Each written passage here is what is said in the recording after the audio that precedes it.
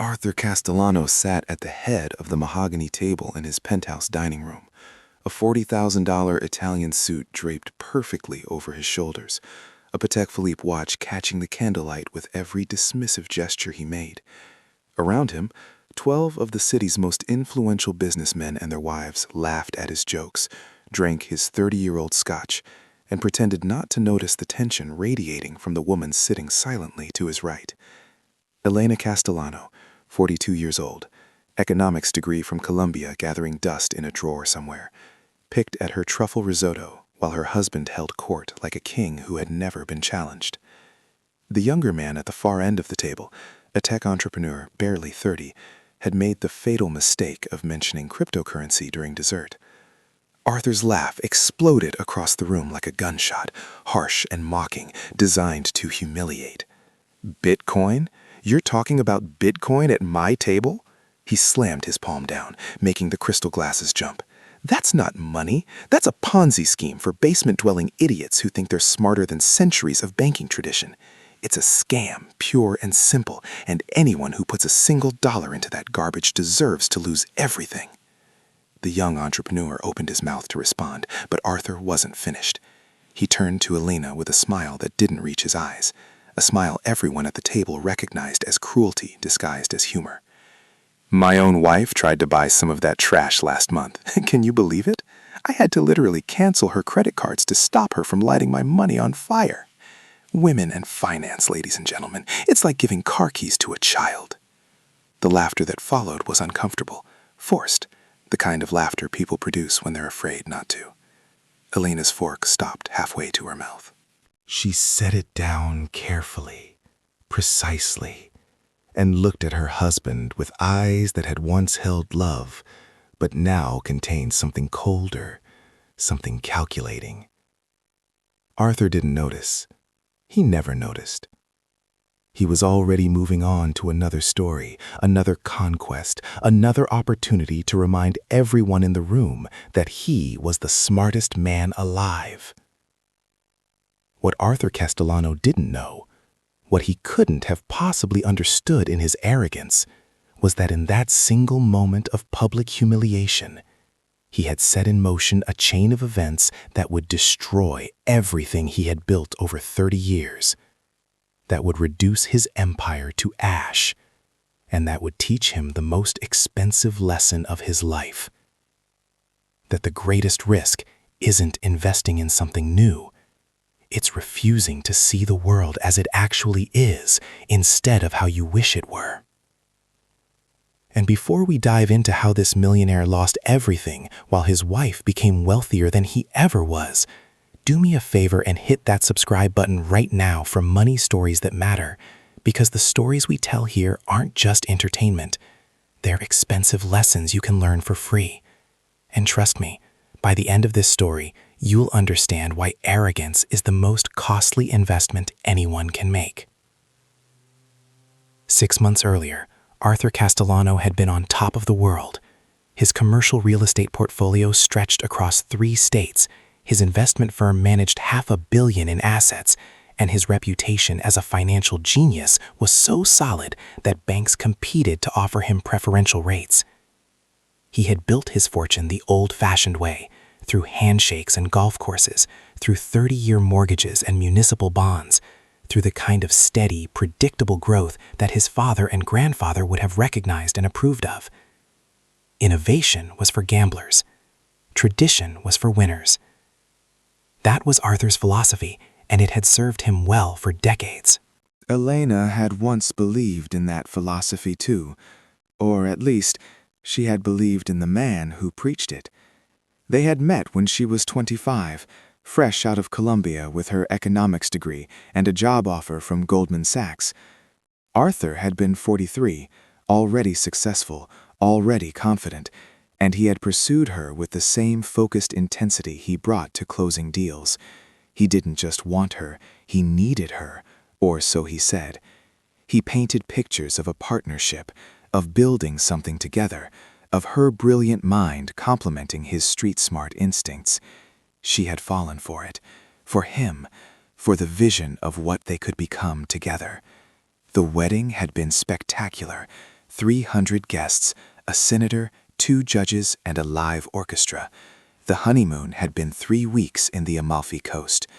The return to reality had been brutal. Within a year, Arthur had made it clear that her role was decorative, not strategic. He wanted a wife who looked good at charity galas, who could make small talk with other wives, who understood that the men made the real decisions while the women smiled and spent the money. Her economics degree became a punchline at dinner parties. Her suggestions about portfolio diversification were dismissed as cute. Her questions about risk management were met with patronizing explanations about how the real world worked. Lectures delivered by a man who had never bothered to read a single academic paper on modern financial theory. Elena adapted the way intelligent people do when they find themselves trapped. She played the role Arthur wanted, but she never stopped learning. While he slept, she read. While he traveled, she studied. She followed markets, tracked trends, built complex models on a laptop she kept hidden in her closet. She watched the world changing and understood something her husband refused to see, that the old systems were creaking, that the foundations he worshipped were built on nothing but collective agreement and government backing, and that collective agreements could shatter overnight. She started noticing Bitcoin in 2019, dismissed it, then noticed it again in 2020 when it refused to die. By 2022, she was fascinated. By 2023, she was convinced. The technology behind it, the blockchain, the decentralization, the mathematical certainty replacing institutional trust, it all made perfect sense to her in a way it never would to Arthur. She tried to talk to him about it once, carefully bringing up the subject over breakfast, framing it as a small diversification play, just 1 or 2% of their liquid assets as a hedge against currency devaluation. He had looked at her like she had suggested they invest in magic beans, and the lecture that followed had lasted 45 minutes, covering everything from the tulip mania of 1637 to why the Federal Reserve would never allow a competing currency to threaten the dollar. She had nodded, apologized for wasting his time, and gone back to her coffee. That night, she opened her first cryptocurrency exchange account using money from her personal allowance. $3,000, purchased at $68,000 per coin. The next morning, the market crashed, and Bitcoin dropped to $30,000. Arthur never knew how close she came to panic selling, how many nights she lay awake wondering if he had been right all along, if she was just another fool who thought she was smarter than she actually was. Then she met Lucas Rivera at a coffee shop in the financial district on a Tuesday afternoon in September. Elena had been sitting alone, laptop open, reading a technical paper on proof-of-work consensus mechanisms when someone knocked over her cappuccino. The man who did it was 32 years old, wearing a hoodie despite the professional setting, and looked absolutely mortified. He bought her another coffee, apologized 3 times, and then made the mistake of glancing at her screen. "You're reading Nakamoto's paper?" he asked, surprise evident in his voice. Nobody ever recognized what she was reading. Nobody ever cared. They started talking, and for the first time in 17 years, Elena felt like someone was actually listening to her thoughts on finance, instead of just waiting for her to finish so they could explain why she was wrong.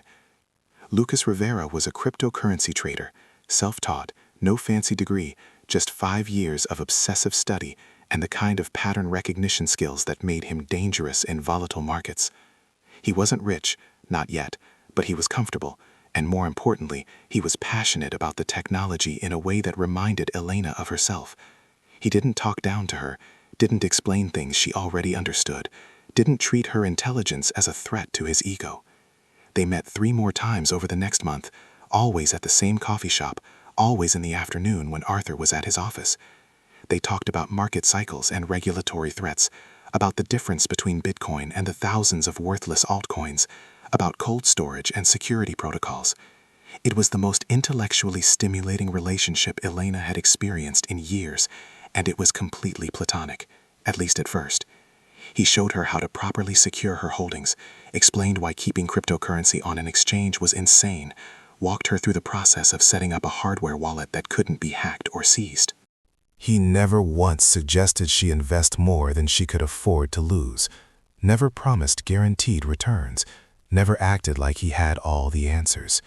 He was the opposite of Arthur in every way that mattered. By early 2024, Elena's small investment had recovered and then some. But she didn't tell Arthur, didn't give him the satisfaction of being right if it crashed again, or the opportunity to take control if it succeeded. She watched the market carefully, studied the cycles, learned to read the fear and greed index, and most importantly, she learned to trust her own analysis over the noise. When Bitcoin had 45,000 in March, she made a decision that terrified and exhilarated her in equal measure. She had approximately $400,000 in jewelry, handbags, watches, and other luxury items that Arthur had bought her over the years, gifts that were legally hers, that were titled in her name, that she could liquidate without his permission. She started slowly, selling a Cartier bracelet here, a Hermes bag there, always for cash, always through private dealers who didn't ask questions. It took 3 months to liquidate everything without Arthur noticing, 3 months of careful planning and calculated risk. She gave the cash to Lucas, not because she trusted him with her money, but because she trusted him to execute trades faster and more efficiently than she could through traditional exchanges, and because she trusted him not to ask why a married woman was suddenly moving hundreds of thousands of dollars into cryptocurrency.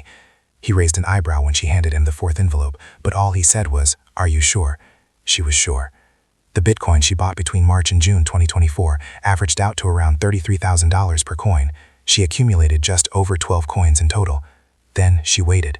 Arthur, meanwhile, was making the biggest mistake of his career, though he would never have admitted it at the time.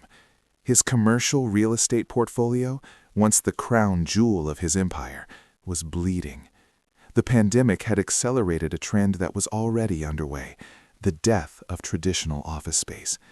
His buildings stood half empty, his tenants were renegotiating leases downward or breaking them entirely, and his cash flow was becoming a problem.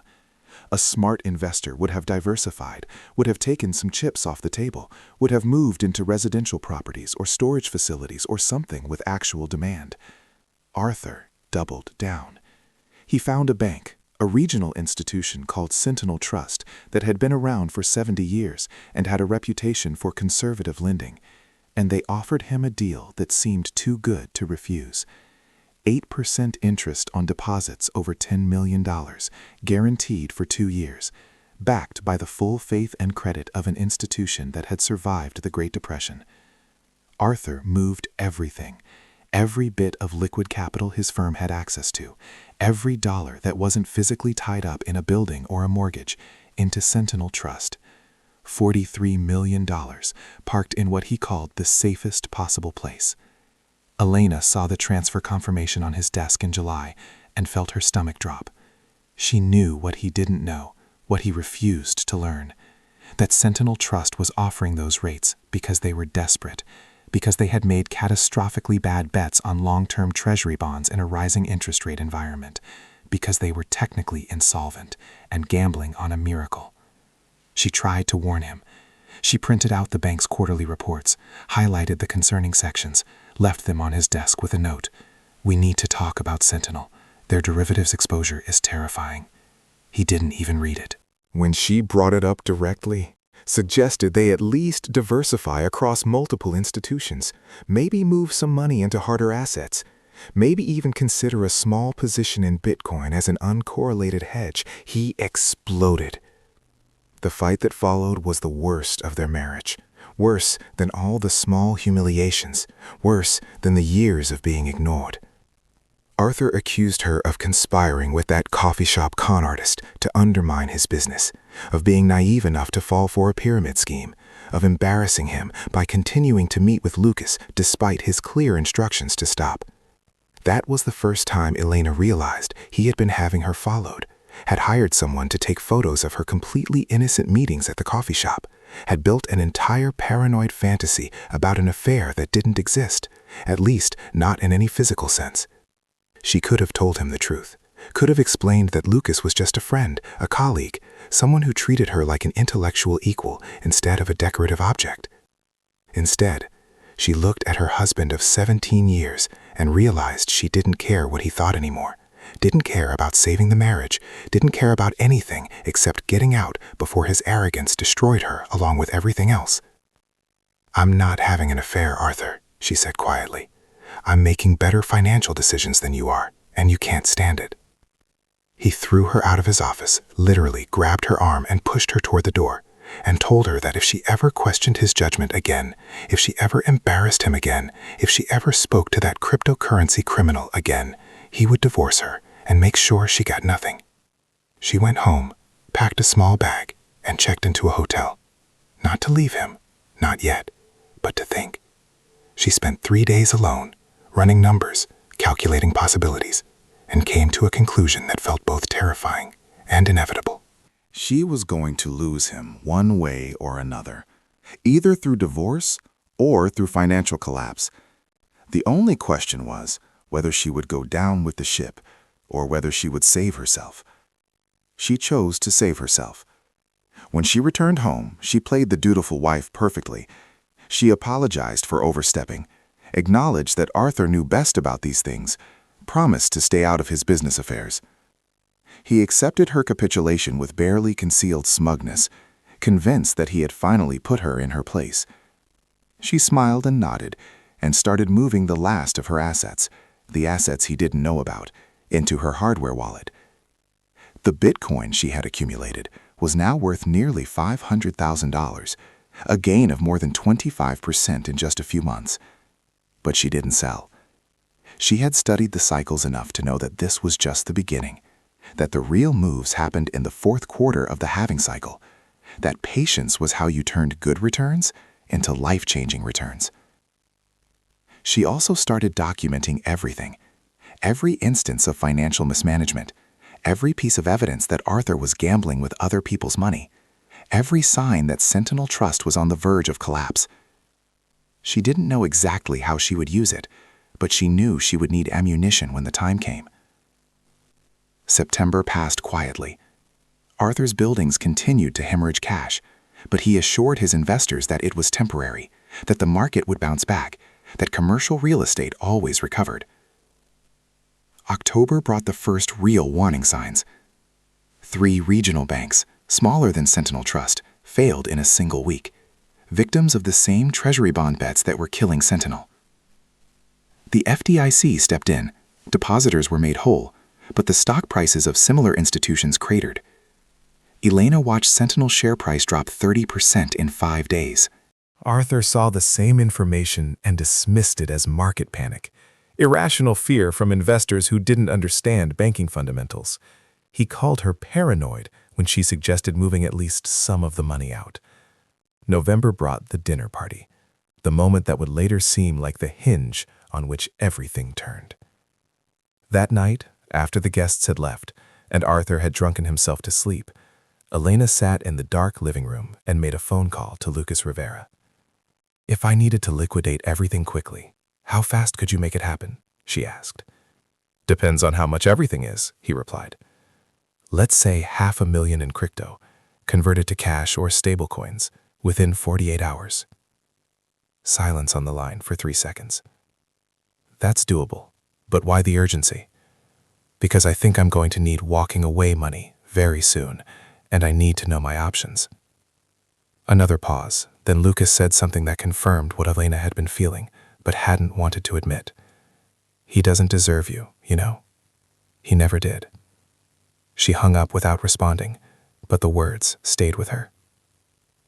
The following week, on a Monday morning in early December, the world changed. Sentinel Trust didn't just fail, it collapsed with a speed and violence that shocked even the regulators who had been watching it circle the drain. The announcement came at 8:30 in the morning, right as markets opened. Deposits frozen, accounts inaccessible, insurance claims would take months to process, and there was a very real possibility that deposits over the FDIC limit, anything above $250,000 per account, might never be fully recovered. Arthur's $43 million was gone. Not metaphorically, not temporarily, but actually gone. Locked behind legal proceedings that would take years to resolve and might ultimately return 20 cents on the dollar, if he was lucky. Elena was in the kitchen making coffee when she heard the sound from Arthur's office, a sound she would remember for the rest of her life. somewhere between a scream and a moan, the sound of a man watching his entire identity dissolve in real time. She walked into the office and found him staring at his computer screen, phone pressed to his ear, frantically trying to reach someone, anyone who could tell him this was a mistake. "They can't do this," he kept saying, over and over like a mantra. "They can't just take my money. It's illegal. It's theft." Elena stood in the doorway and watched her husband, the financial genius, the man who had mocked her for years, realized that he had bet everything on a system that had no obligation to protect him, that the old institutions he worshipped were just as capable of vanishing overnight as any cryptocurrency, except that when a bank failed, you had no recourse, no private keys, no ability to move your assets to safety. When he finally noticed her, his face was the color of old paper and his hands were shaking. "Did you see?" he asked, his voice hollow. "Sentinel is gone. Everything is gone." She nodded slowly. "I tried to warn you." "Warn me? You tried to warn me?" The shock was giving way to rage now, the familiar pattern of Arthur Castellano refusing to accept responsibility, looking for someone else to blame. "You tried to get me to put our money into fake internet coins instead of a federally insured bank. This isn't my fault. This is the government's fault. This is the regulator's fault for not seeing this coming." Elena let him rant, let him spin his narrative of victimhood, and when he finally wound down, she said quietly, "How much can you cover?" "Cover what?" "Your investors. The people who trusted you with their money. How much can you cover?" "From personal assets." The silence that followed was answer enough. Arthur Castellano, the millionaire, the financial wizard, the man who had spent 30 years building a reputation for conservative, intelligent investing, had leveraged himself to the edge of oblivion, and now the edge had given way. "I need to sell things," he said finally, his voice distant, calculating. "The cars, the art, your jewelry. We need to liquidate everything we can to cover the margin calls, to show the investors we're still solvent. Elena, where's the jewelry? The Cartier, the Van Cleef, all of it. We need to get it appraised today."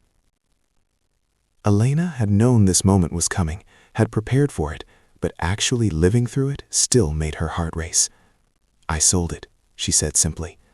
Arthur's head snapped up so fast she heard his neck crack. "You what?" "I sold all the jewelry, the handbags, the watches, everything that was in my name. I sold it all 6 months ago." Why would you? Where's the money?" This was the moment, the point of no return, and Elena felt strangely calm as she stepped across it. "It's somewhere safe, somewhere you can't lose it in a bank collapse." Understanding dawned slowly on Arthur's face, followed by disbelief, followed by a fury so pure it was almost physical. "You put it in crypto. You gave my money to that scammer." "It wasn't your money, Arthur. It was mine. My gifts, my assets, my name on every receipt and certificate of authenticity. And I didn't give it to anyone. I invested it in an asset that's up 180% since I made the purchase." The number stopped him cold.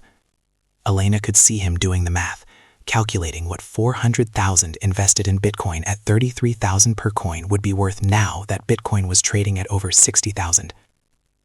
"That's $800,000, he said slowly. Show me the account right now. We need that money." Elena shook her head. "No." "No? What do you mean no? I'm your husband." That money could save the firm, could save everything I've built. You can't just keep it from me because you're mad about a stupid comment at a dinner party. I'm not keeping it from you because I'm mad, Arthur. I'm keeping it because the moment I show you how to access it, you'll gamble it away trying to save a company that's already dead, trying to prop up a reputation that's already destroyed, and then we'll both have nothing. I'm keeping it because for the first time in 17 years, I'm making the financial decisions, and I'm making better ones than you ever did." The argument that followed was vicious and pointless. Arthur threatening legal action, threatening to have her arrested for theft, threatening to destroy her in divorce court, while Elena sat calmly and explained that none of his threats would work because she had documented everything, had proof of his mismanagement, had evidence that the jewelry was legally hers, and most importantly, had already retained a lawyer who specialized in high-net-worth divorces. The rage in Arthur's eyes when she said the word divorce was something she had never seen before, a mixture of disbelief and genuine pain cutting through the anger. "You're leaving me? Now? When I need you most?" "I'm leaving you because this isn't a temporary crisis, Arthur. This is who you've always been. Arrogant, dismissive, so convinced of your own brilliance that you couldn't see the cliff until you went over it. I tried to help you, tried to warn you, tried to be your partner, and you treated me like an idiot for 17 years. So yes, I'm leaving, and I'm taking my money with me." She walked upstairs, pulled out the single suitcase she had pre-packed and hidden in the back of her closet, and came back down to find Arthur sitting on the floor of the foyer, his back against the wall, looking older than she had ever seen him look.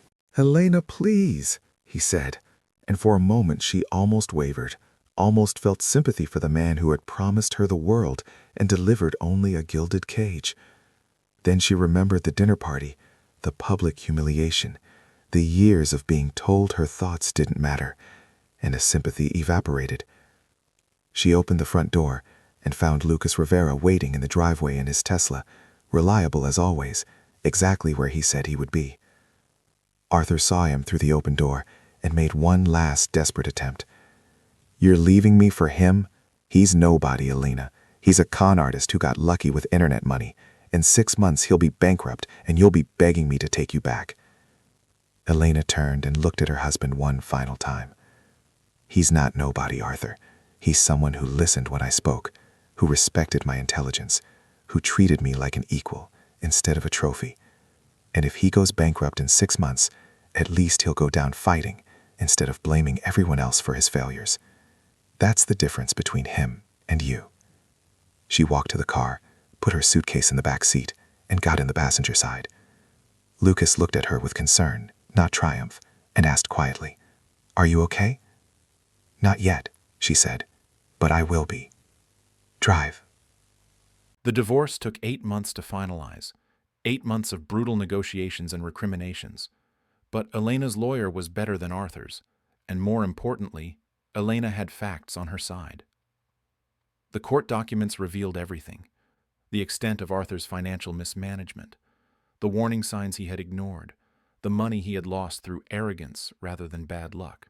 Public opinion, which had initially been skeptical of a wife leaving her husband during a crisis, shifted when the full story came out.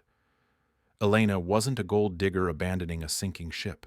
She was a brilliant woman who had been silenced and dismissed for years, finally taking control of her own life. The settlement gave her the house, which Arthur couldn't afford to maintain anyway. Half the remaining assets after his bankruptcy proceedings, which amounted to almost nothing, and full ownership of any investments she had made in her own name. The Bitcoin was never mentioned in court because Elena's lawyer was smart enough to keep it out of the official proceedings. But Arthur knew, and the knowledge must have eaten him alive. By the time the divorce was final in August 2024, Bitcoin was trading at just under $70,000, and Elena's 12 coins were worth over $800,000. She didn't sell, still didn't sell, because she understood something Arthur never could, that the real gains came from conviction and patience, not from panic and greed.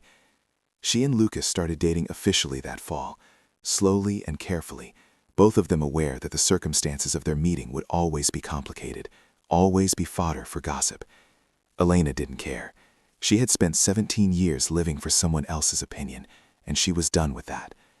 They moved in together in October, not to Elena's house, which held too many bad memories, but to a new apartment downtown with floor-to-ceiling windows and a view of the city that Arthur had once commanded.